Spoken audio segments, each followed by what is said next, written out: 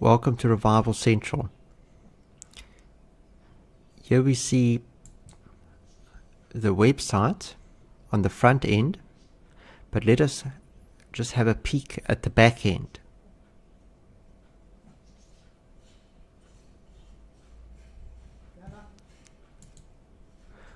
Here we see the framework is Laravel, and we see controllers, models, and views. And we see a templating system, and this is really what it's being designed in, basically in Laravel, which is a most well-known PHP framework, and Vue and Bootstrap on the front end. So this is just giving you a little background into what's actually taking place. And if we look here, we see if I log in, this functionality is not available yet for ministries, but I will make it available in the soon. And there will be a number of things you can do in the back end. For example, if somebody is misspelt their physical address, I can go in and edit that address. And so there's certain CRUD functionality that's built in as well.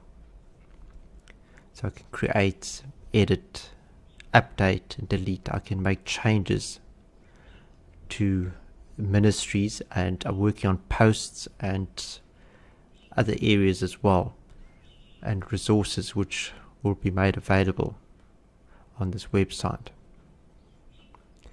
And don't forget the covenant partners. We do need finances as well. Often what happens is people support ministries in the United States, but those in Africa and in other parts of the world, we struggle. We've got to basically self-fund ministries because people don't give. They don't support the work of God in other nations. So just remind you that we also are in need of finances, and it's all on the donate link here at the top, and just scroll down, and either through PayPal or directly into a bank account, either once off or monthly. That's with giving.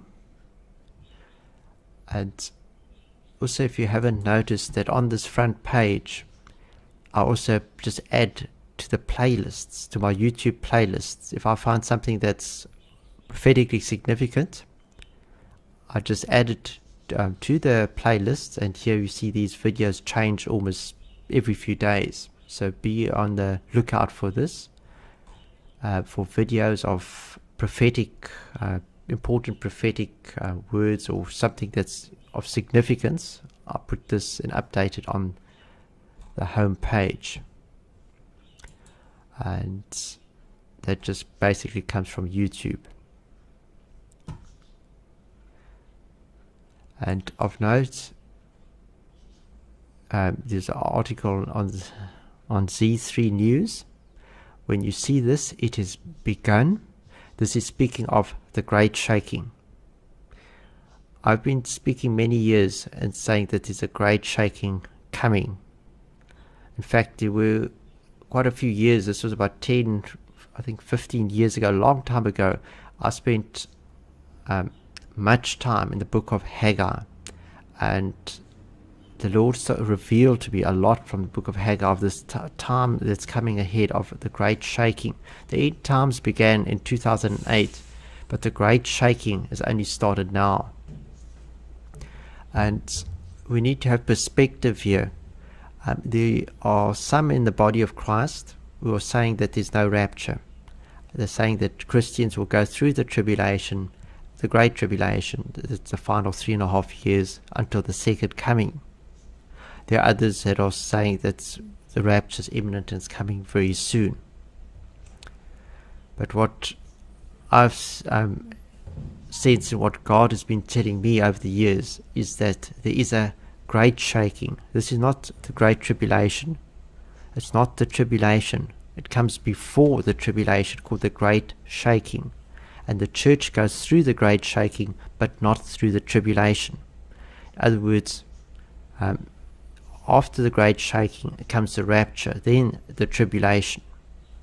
In other words, it's still pre-tribulation rapture, but the church does go through some trials and through a tremendous shaking before the rapture. So I'm basically there's middle ground here. Some are saying that there's no suffering, there's no troubles for the church, and that's not true. And others are saying that we're going through the tribulation, and that's not true either. The middle ground is that we've come into the time of the great shaking, and this the church will go through. And if I remember correctly, David Wilkerson said that during this time, that especially the prosperity movement, but anything that's not of God will fall, and the shaking will really affect the church. And it seems like that the storm coming to, I think it was Corpus Christi, which is, I think it's just a translation, the body of Christ. And that's also a prophetic indication that this judgment is going to affect the body of Christ, the church. And I think it was Joel Osteen that was in the headlines too, in Houston. And I think that is significant because it is the prosperity movement will be affected greatly by this shaking, the great shaking that's coming now. And that is here now. I don't see the rapture occurring now on the September the 23rd, as some are saying. I can be wrong. I don't know when he's coming, and I don't think anyone knows. Only the Father knows. No one knows with his coming, but I don't think it. I think there's still a shaking that's coming to the church first. That's before the rapture. In other words, these events with North Korea, I don't see it as being World War III right now. It might be the beginnings of World War III, and eventually in a few years' time then Russia and other nations attack United States. But I don't see it all just now in one, that it happens all now. And I think the uprising in America, the revolution, which was started by the communists, that there's much more with that, with the Civil War, and there's more to take place before the rapture. But this is definitely the beginning of the great shaking. And I just want to clarify this, how I stand with this, because there are many different voices on YouTube and all over ministry saying different things.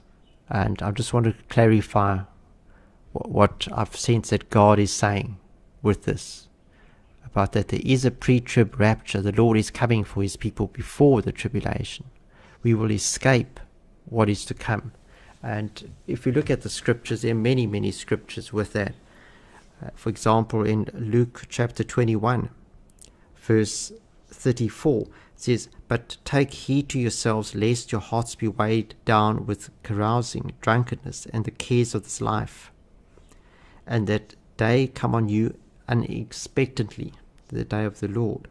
For it will come as a snare on all those who dwell on the face of the whole earth. Watch therefore and pray always that you may be counted worthy to escape all these things that will come to pass, and to stand before the Son of Man." In other words, Christians will escape. He says you must pray that it's for those that are watching for him. If you say you're a Christian but you're not even watching for the Lord's coming, you're not even aware of what's happening, it's questionable. He's coming for those who are watching and waiting for him, who are in prayer, and that they will escape all these things that will come to pass. And they will stand before the Son of Man. In other words, it's the bema, the judgment seat of Christ, where your one's works are judged, and not judged as a Christian, but your works are judged at the bema seat in heaven. And And there are many, many scriptures that are very, very clear with that. There's absolutely no doubt about that Christians, just as Lot escaped the judgment on Sodom and Gomorrah, so the church will also, the bride of Christ, will not be here during the tribulation and the great tribulation. But the bride will go through the great shaking, and that's here. It has come now.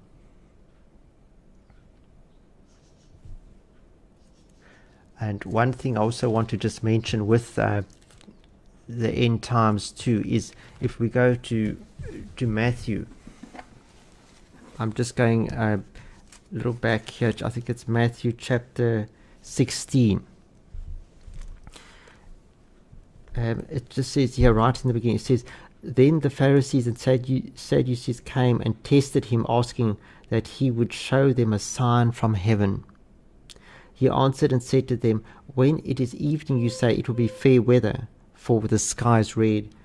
And in the morning it will be foul weather today, for the sky is red and threatening. Hypocrites, you know how to discern the face of the sky, but you cannot discern the signs of the times. A wicked and adulterous generation seeks after a sign, and no sign shall be given to it except the sign of the prophet Jonah. And he left them and departed." And you see what's happened here is the Pharisees and the Sadducees, they couldn't even discern. He was right in front of them. He couldn't discern the signs of the times, anything. And this actually, I think, you see it coming out a little later. Because if you go a bit further, Jesus must obviously have, it was there, and he said something to his disciples afterwards, actually referring to this. And it says, "And when his disciples had come to the other side," that's in verse 5, "they had forgotten to take bread. And then Jesus said to them, Take heed and beware of the leaven of the Pharisees and the Sadducees." And he says later that you should beware of the doctrine of the Pharisees and the Sadducees. That's in verse 12. In other words, what he was saying, that I think it must have struck him too, that it's quite astonishing how the religious people couldn't even he was right in front of them, and they couldn't even discern that the Messiah, was right in front. They couldn't. They were so blind. And the real problem with the Pharisees, with their blindness, was because of the doctrine, the leaven. And it's the same today. It's the leaven of the Laodicean. It's a doctrine. In other words, the doctrine caused them to be blind. So he was just going a bit further, a bit deeper. On the surface, you had these Pharisees that couldn't discern and they were blind. But a bit further on, he goes a bit deeper than that. And why he says it's a wicked and adulterous generation, it's because if you're a people of prayer, if you have this foundation I speak of, prayer will be your life, and you'll be free from sin. When you're in Jesus, it keeps you from sin. It's only when you're far from him, that's when sin abounds. And you see, if you're living in his presence, he reveals to you not only things in your own life, but also things in the world. You'll have a discerning of the signs of the times. It goes together. It's impossible not to know what's happening, because he reveals these things to those that are close to him. So the real issue, that if you can't discern anything, you don't even know it's the end times, it means that you're not a person of prayer. That's what it's saying. And it means that you actually are living in sin. You might say, oh, I'm a whatever, and I'm a moral person, etc. If you're not living in Jesus Christ, your heart turned to him and constantly dwelling in his presence, you are living in sin. You're doing your things your own way. And that's what he meant, a wicked and adulterous generation. Adulterous meaning that they had other gods. Other things were more important to them. And there weren't people that were people of prayer, of living in his presence. And that's what the foundation I bring forth in this website is all about, how to come to this place of a deeper relationship with Jesus Christ, where it's not only just for 1 hour a day, but that you live in his presence 24/7, in work, whatever you're doing, and it shows you the importance of the cross and the sovereignty of God, how one can actually come into this place, a deeper walk with God. And there's only one way to come into this place. That's why this foundation is so important. Because if you don't have this foundation, you'll be like the Pharisees were. And that's why you got the leaven, you got the doctrine. You either got the doctrine of the Laodicean, or if you have the foundation I bring, you'll be free from it. So the doctrine is very, very important. That's what Jesus was saying here. He says, beware of the leaven of the Pharisees and the Sadducees. And I have many ministries that come from Africa and other nations. And I just want to say to you, beware of the leaven of the Laodicean. And a lot of the times it's the leaven of the American. It comes from the United States. A lot of the doctrine, a lot of what's coming forth from the church in America. That is the issue. That's the problem. It's a doctrine. A lot in the prosperity movement and the faith movement. A lot what's coming forth. And it's not only in those movements. Generally throughout the church, they don't have the foundation that I'm bringing forth from this website. And it's not enough to just become an affiliate of Revival Central.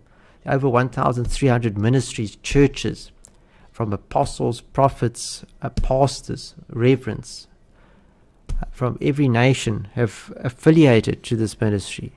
But it's not enough to be affiliated. What's important is that you grab hold of this foundation that I bring forth.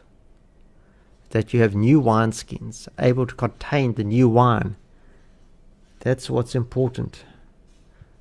And I'm just showing you from the scriptures that Jesus said that the doctrine is very important.